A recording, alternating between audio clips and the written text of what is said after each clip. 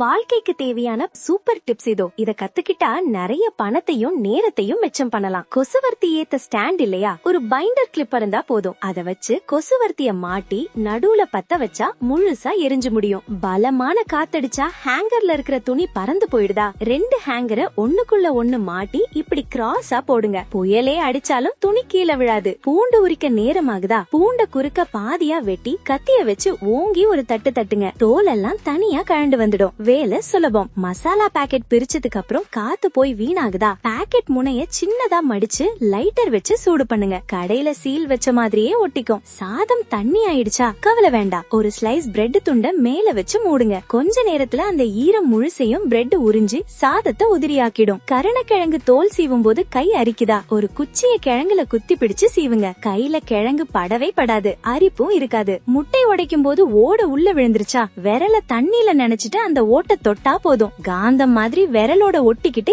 ஈஸியா வெளியில வரும். பெரிய பாட்டில் கூல்ட்ரிங்க்ஸ் மீந்து போச்சா? அப்படியே வச்சா கேஸ் போயிடும். பாட்டில நசுக்கி காத்து போற வரைக்கும் அழுத்தி மூடி வைங்க. அடுத்த முறை குடிக்கும் போது புதுசு போலவே இருக்கும். புது சாக்ஸ்ல இருக்கிற பிளாஸ்டிக் நூலை கத்திரிக்கோல் வச்சு வெட்டாதீங்க. சாக்ஸ் கிழிஞ்சிடும். அந்த நூலை புடிச்சு ஒரு இழுப்பு இழுத்தாலே ஈஸியா அந்த தையல் பிரிஞ்சிடும். எது உங்களுக்கு ரொம்ப பயனுள்ளதா இருக்கும்? கமெண்ட்ல சொல்லுங்க. மறக்காம லைக் அண்ட் சப்ஸ்கிரைப் பண்ணுங்க.